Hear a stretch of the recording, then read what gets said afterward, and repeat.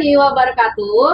Selamat datang di CCG, Cakap-Cakap Guru MTS Al-Azhar Center Batu Raja. Oke, hari ini kita akan melaksanakan podcast yang pertama. Jadi bintang tamu kita yang pertama ini jelas sekali, yaitu Kepala Madrasah MTS Al-Azhar Center Batu Raja, yaitu Ustadz Joni Zulkonidi, SIP, MPD. Assalamualaikum warahmatullahi wabarakatuh. Oke. Ustadz Joni, Iya, boleh diceritain nggak gimana awal mulanya Ustadz bisa terjun ke dunia pendidikan, khususnya di Madrasah Sanawiyah Al-Azhar Center Batu Raja? asal mula. Oke, baik. Sebelum saya menceritakan kisah tadi, saya mau disclaimer terlebih dahulu bahwa ada baiknya nggak usah dipanggil Ustadz ya, dipanggil Oke. Bapak saja. Bapak aja guys, jadi nggak mau dipanggil. Dari sisi bahasa, Ustadz itu adalah guru, betul. Oke. Saya seorang guru, tapi secara umum di sudut pandang awam, Ustadz itu adalah seorang yang ahli agama, paham agama, dan saya merasa belum pantas dan belum layak untuk menyandang gelar tersebut, sehingga sepertinya dipanggil Bapak saja lah ya. Bapak saja, baik. Kisah menjadi kepala madrasah.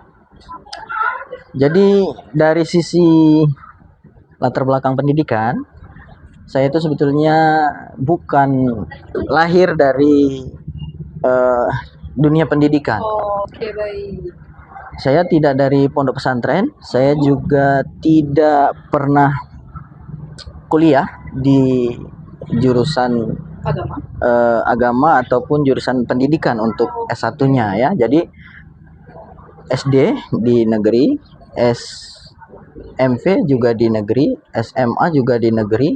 Jadi tidak di pondok pesantren. Oke, Kemudian baik. S1-nya itu kebetulan juga tidak mengambil bidang studi guru. Jadi S1 saya itu SIP, Sarjana Ilmu Pemerintahan. Jadi dulu tidak ada sedikit pun niat untuk menjadi seorang guru, Bu Tiara. Jadi dulu pengennya itu jadi orang kantoran gitu ya, orang kantoran. Iya, pengennya duduk di kantor keren kayak gitu kan. Sehingga dulu pilih mata kuliahnya, pilih jurusan prodinya itu adalah SIP, supaya nanti jadi orang kantoran gitu. Tapi ternyata yang kita cita-citakan itu semuanya tidak sesuai ekspektasi. Apalagi di zaman sekarang ini mencari pekerjaan itu tidak semudah yang kita bayangkan ya. Sangat sulit sekali mencari pekerjaan. Oleh karena itu, bagi yang sudah memiliki pekerjaan harus disyukuri lah ya. Jadi karena belum mendapatkan pekerjaan atau profesi yang sesuai yang pasti dan mantap gitu ya.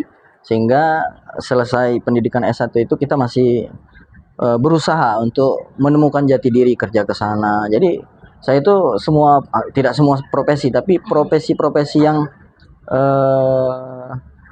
menantang sudah saya lewati. Saya sudah pernah menjadi sales marketing di toko-toko gitu ya. Bahkan saya pernah jadi tukang ojek juga gitu ya, untuk mencukupi kebutuhan sehari-hari tadi. Hingga akhirnya saya punya sahabat, namanya sahabat sekaligus guru saya. Salam buat guru saya, Ustadz Syarifuddin. Barangkali suatu saat beliau menemukan video ini. Jadi saya diajak beliau untuk bergabung di madrasah yang beliau rintis. Waktu itu bermula dari RA, kemudian mendirikan Madrasah Aliyah MA. Nah, di Madrasah Aliyah itulah saya bergabung menjadi guru. Diamanahkan untuk mengajar Al-Quran hadis. Disitulah awal mula saya menjadi guru atau terjun ke dunia pendidikan. Tidak lama kemudian, alhamdulillah ada tawaran untuk bergabung di Al-Azhar Center Batu Raja. Jadi dengan penuh keterbatasan saya mencoba untuk terjun ke dunia pendidikan, dan alhamdulillah seiring waktu sampai sekarang. Jadi saya bergabung di Al-Azhar 2017. 2017. Ya, Berarti 2017. sampai sekarang sudah hampir 8 tahun ya? Hampir 8 tahun. Iya, hampir 8 tahun. Jadi karena sudah memberanikan diri dan diiringi dengan niat mau belajar untuk mengupgrade diri, alhamdulillah sampai sekarang sudah terbiasa menjadi guru, dan insya Allah kemungkinan ini adalah profesi yang sangat pas dan sangat mulia ya untuk saya. Jadi itu awal kisahnya. Nah, jadi karena saya sudah menjadi guru, akhirnya saya melanjutkan pendidikan S2, mengambil studi pendidikan, yaitu program studi pendidikan agama Islam. Jadi titel saya itu SIP MPD. Iya. Jadi kalau untuk menjadi kepala madrasah sendiri itu sejak tahun kapan, Pak Joni? Iya, jadi kepala madrasah ya awalnya sebelum saya itu kepala madrasah MT Al-Azhar Center ini adalah Bapak Haji Muhammad Taufan Hasani ya. Jadi karena beliau sudah merasa ingin melakukan regenerasi, akhirnya saya ditunjuk. Pada saat itu saya tidak pernah bercita-cita untuk menjadi kepala madrasah atau ambisi ingin menguasai sekolah ini, tidak. Bahkan ketika diminta untuk menjadi kepala madrasah, saya sangat merasa itu adalah sebuah musibah, karena itu adalah sesuatu hal yang tidak pantas untuk dibebankan kepada saya. Merasa belum pantas karena masih memiliki banyak kekurangan. Tapi karena itu tadi, karena kita tidak boleh menolak, lalu kemudian kita juga harus terus belajar mengupgrade diri. Mungkin ini adalah satu kesempatan untuk saya. Akhirnya saya sanggupi dan saya iringi dengan belajar terus. Akhirnya sampai sekarang. Jadi saya mulai diangkat jadi kepala madrasah itu tahun 2021. Tepatnya di bulan 7 ya, bulan tahun ajaran baru. Ya, Juli 2021. Jadi tahun ajarannya 2021-2022. Dan ini adalah tahun keempat. 2021-2022, 2022-2023, 23-24, dan sekarang tahun ajaran 24-25 ya. Selama menjadi kepala madrasah, kira-kira madrasah ini mempunyai keistimewaan apa dibanding dengan sekolah yang lain menurut Pak Joni? Oke, baik, keistimewaan. Mungkin menurut saya setiap lembaga atau sekolah itu mempunyai keistimewaan masing-masing ya. Tapi kalau mau dibandingkan madrasah dengan sekolah umum, karena saya terlahir atau tumbuh dari sekolah umum, jadi saya bisa membedakan. Ternyata di madrasah itu mempunyai khas tersendiri. Di antaranya adalah memprioritaskan mata pelajaran atau pembiasaan di bidang keagamaan yang belum tentu dimiliki oleh sekolah umum, walaupun mungkin ada beberapa sekolah umum juga memprogramkan hal-hal tersebut tadi kan. Jadi kalau di sekolah umum dulu saya nggak ada belajar yang namanya Al-Quran hadis, fikih, SKI, akidah akhlak, apalagi di madrasah kita yang berbasis pondok ini ada tambahan-tambahan mata pelajaran pondok lainnya, bahasa Arab, nahwu, shorof, mutola'ah dan seterusnya ya. Di sekolah umum itu tidak ada Bu ya. Belum lagi pembiasaan keseharian seperti sholat duha, setor hafalan dan seterusnya. Jadi menurut saya itu adalah keunggulan atau keistimewaan dari madrasah ini dibanding dengan sekolah-sekolah umum lainnya. Oke. Terus Pak Joni, gimana sih cara Bapak dalam memimpin madrasah ini khususnya? Apa Bapak itu suka gaya yang santai, suka gaya yang tegas, atau beradaptif kira-kira? Kalau pola kepemimpinan, saya rasa itu sesuai dengan karakter masing-masing ya. Yeah.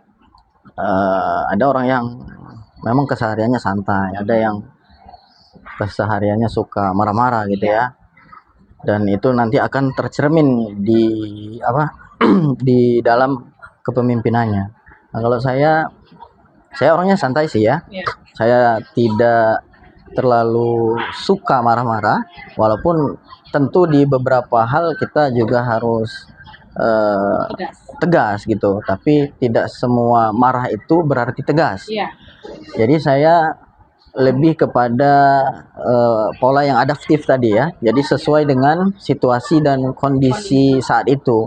Kalau memang bisa diselesaikan dengan suasana yang santai, dikomunikasikan, dibicarakan dari hati ke hati, diselesaikan dengan santai.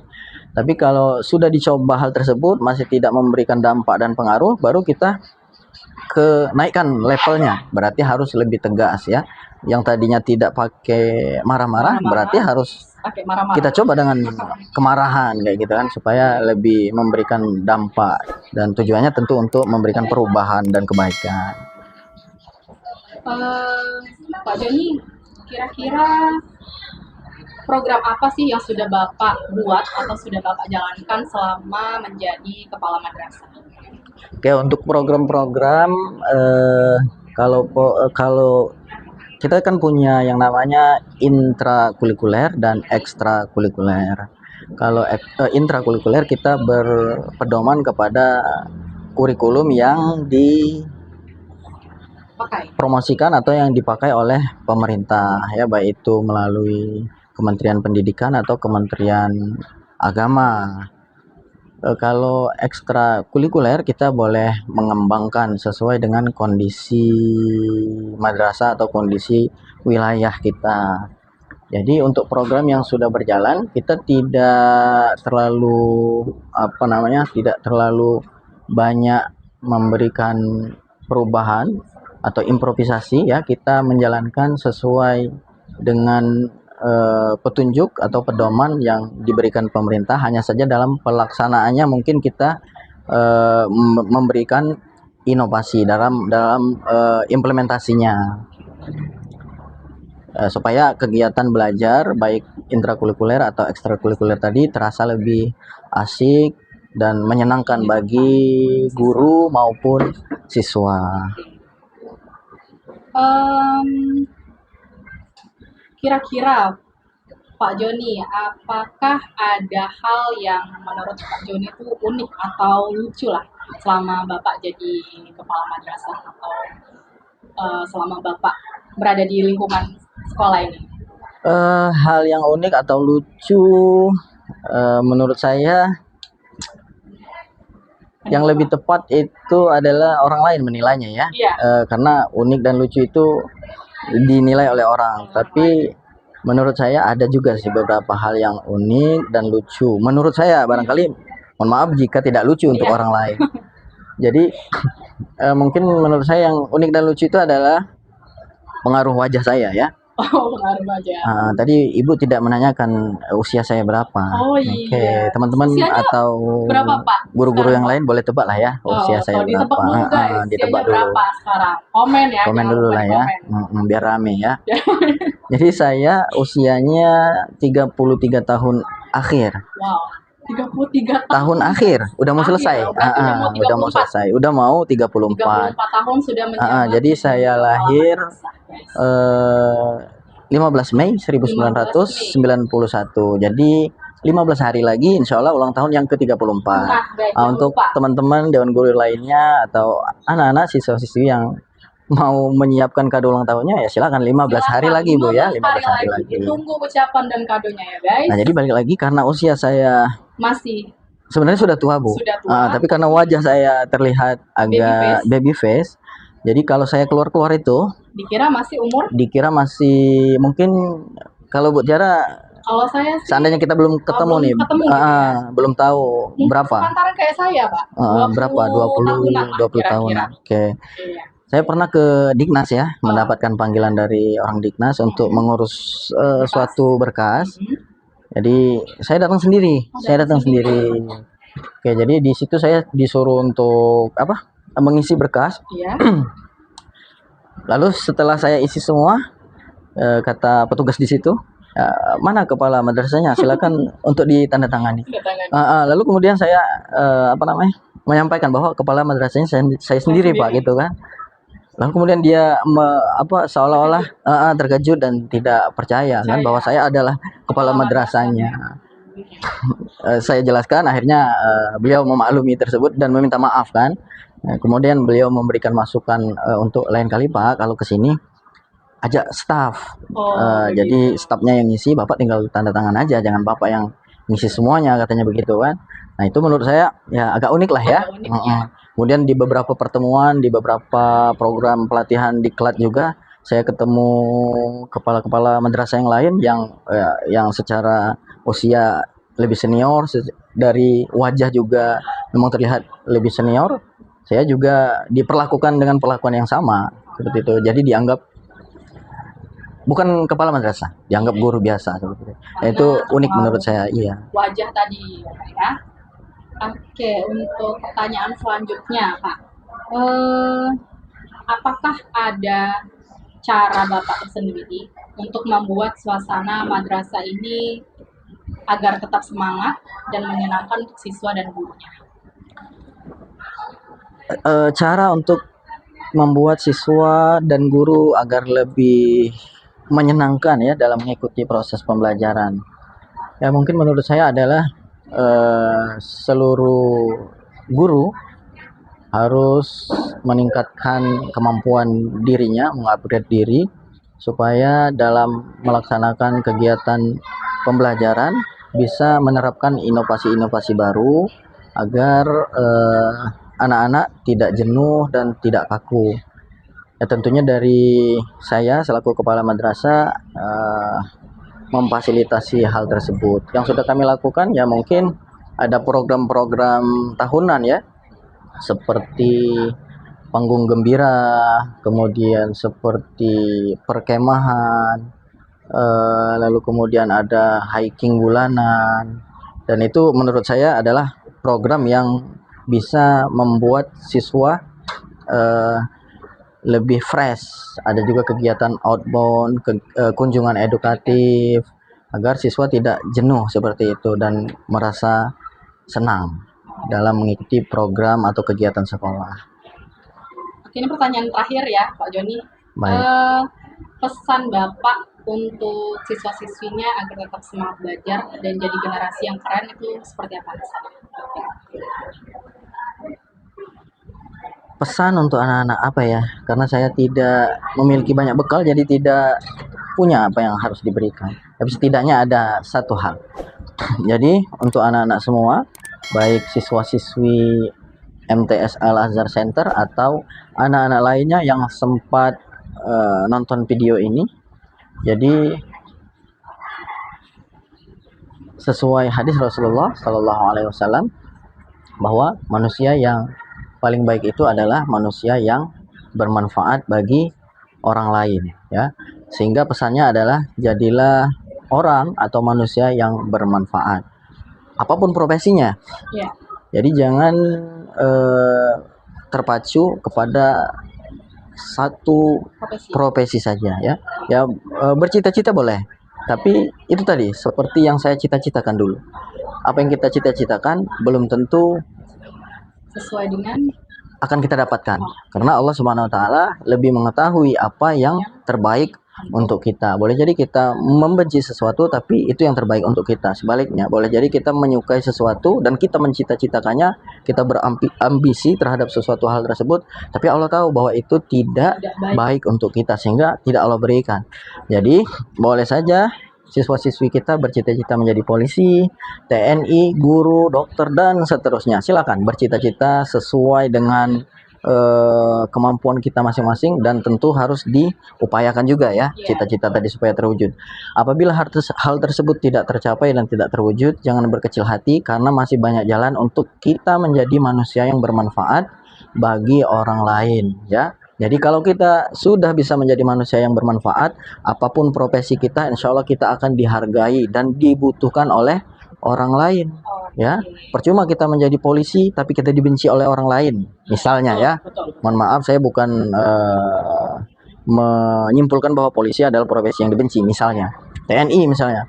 Untuk apa kita jadi TNI kalau setelah kita jadi TNI kita jadi arogan atau malah memusuhi orang lain seperti kan. Jadi profesi yang terbaik adalah yang bermanfaat bagi orang lain. Itu pesan untuk anak-anak sekalian. Oke. Oke, guys, jadi itu tadi kesimpulan hari ini adalah bincang-bincang dengan Kepala Madrasah Sanawiyah Al Azhar Center Batu Raja. Pastinya kita banyak sekali mendengar cerita, kemudian nasihat dari beliau. Mudah-mudahan apa yang Pak Joni sampaikan bisa kita dengarkan dan bisa kita contoh yang baiknya dari beliau. Dan oke, cukup sekian CCG hari ini, cakap-cakap guru. Sampai jumpa di CCG selanjutnya.